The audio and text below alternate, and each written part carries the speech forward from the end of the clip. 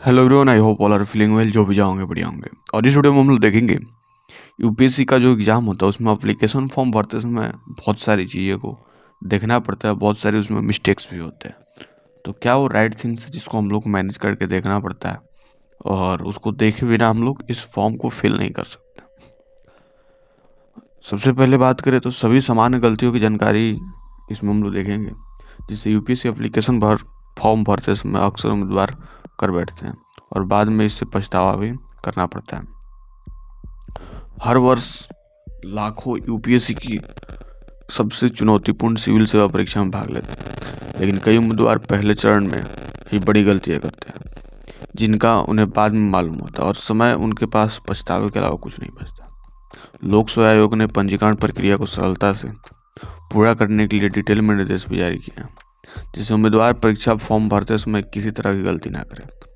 पूरी जानकारी के लिए प्रत्येक यूपीएससी परीक्षा में बैठे इच्छा रखने वाले उम्मीदवार को इस बात का ध्यान रखना चाहिए कि वो सभी निर्देशों को ध्यान से पढ़े और सही डिटेल के साथ अपने फॉर्म को भरे। एप्लीकेशन फॉर्म सही ढंग से न भरे जाने पर बहुत सारी समस्याओं को सामना करना पड़ता है। और उसके साथ अगर देखें तो पात्रता मानदंड पहला और सबसे महत्वपूर्ण फैक्टर होता है, जिस पर प्रत्येक उम्मीदवार को विशेष रूप से ध्यान देना होता है। राष्ट्रीय शैक्षणिक योग्यता, चिकित्सा और शारीरिक स्थिति, प्रयासों की संख्या, यूपीएससी आयोग द्वारा निर्धारित आयु सीमा आदि जैसे फैक्टरों को महत्वपूर्ण रूप से ध्यान रखा जाना चाहिए। आवेदन पत्र भरते समय उम्मीदवारों को भरे गए सभी विवरण को दोबारा जांचना चाहिए। आयोग की ओर से कांटेक्ट करने की आवश्यकता है कि आवेदन में उल्लेखित संपर्क विवरण सही हो, उसे स्पष्ट करना चाहिए, जिससे उम्मीदवारों को ईमेल आईडी और सत्यापित मोबाइल नंबर शामिल हो। छात्रों को अपने क्षेत्रीय भाषा और जिस भाषा में वो अपना जनरल ऐसे लिखते हैं उसमें गलती नहीं करनी चाहिए। उदाहरण के लिए यदि कोई उम्मीदवार मराठी को अपनी क्षेत्रीय भाषा के रूप में चुनता है लेकिन मराठी को उस भाषा के रूप में भरता है तो परीक्षा देते हैं तो उनका आवेदन अनिवार्य है और रद्द हो जाएगा। उम्मीदवारों को अपने शौक और रुचियों को लिखते समय बेवजह कन्फ्यूजन नहीं पैदा करनी चाहिए। छात्रों को वास्तविक रुचियों के बारे में लिखाना चाहिए जो वे नियमित रूप से करते हैं, अन्यथा इंटरव्यू के दौरान परेशानियों का सामना करना पड़ सकता है। जिन उम्मीदवारों को आवेदन शुल्क का भुगतान करने से छूट मिलती है उन्हें कोई शुल्क नहीं देना होगा। इसके विपरीत जिन्हें शुल्क में कोई छूट नहीं है वो निसंदेह अपनी पंजीकरण प्रक्रिया को पूरी करने के लिए शुल्क का भुगतान कर सकते हैं। सभी आवेदन तभी सफलतापूर्वक जमा होता है जब छात्र प्रत्येक छात्र को भरते और सबमिट करते हैं। यदि ऐसा नहीं किया जाता तो आवेदन वैध नहीं माना जाता। इसी के साथ अगर बात करें तो हर साल लाखों युवा सरकारी नौकरी के लिए कठिन परीक्षा देते हैं। इसमें सफलता प्राप्त करने के लिए सही समय पर फॉर्म भरना अत्यंत महत्वपूर्ण होता है।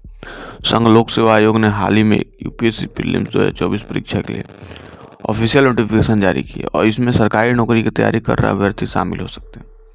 इसलिए कि मैं यूपीएससी परीक्षा में भरते समय बहुत सारे लोग अक्सर गलतियां करते हैं।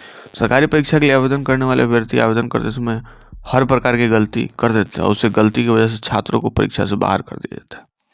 ऐसे में किसी भी सरकारी परीक्षा में सफलता प्राप्त करने के लिए पात्रता मानदंड का पूरा ध्यान देना अत्यंत महत्वपूर्ण है।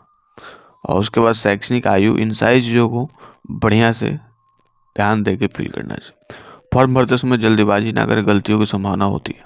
उम्मीदवारों को आराम से सभी निर्देशों को पढ़ने का समय देना चाहिए और फिर ही फॉर्म भरना चाहिए।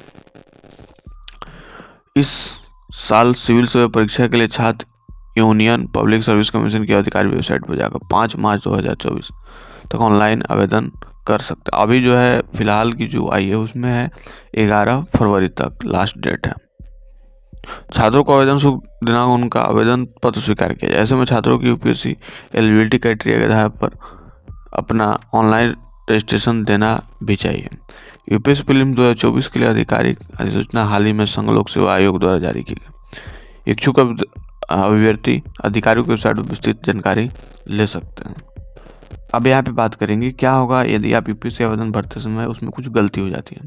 यदि आप पहले से भरे गए आवेदन पत्र में कोई गलती नोट करते हैं तो आपको पुनः एक नया आवेदन करने की आवश्यकता होगी और इस प्रक्रिया का पुनः अनुपालन करना होगा, अर्थात सूचना का भाग प्रस्तुत करके एक नई RID प्राप्त करें। उसके बाद अपनी नई RID के माध्यम से आवेदन शुल्क पुनः जमा करना होगा। यदि आपको शुल्क भुगतान से छूट है तो फिर नहीं कर। यूपीएससी का फॉर्म भरने के लिए क्या क्या दस्तावेज लाएंगे, तो इसमें आधार कार्ड, पैन कार्ड, जाति प्रमाण पत्र, निवास प्रमाण पत्र, कक्षा 10वीं और 12वीं की मार्कशीट, पासपोर्ट साइज फोटो, स्नातक डिग्री, ईमेल ID और सक्रिय मोबाइल। इसके अलावा अगर आप किसी आरक्षण वर्ग से आते हैं तो आपको उससे जुड़े प्रमाण पत्र भी देना होगा, जैसे OBC के लिए नॉन क्रीमिलियर प्रमाण पत्र। अगर आप विकलांग हैं तो आपको मेडिकल डॉक्यूमेंट भी देना होगा।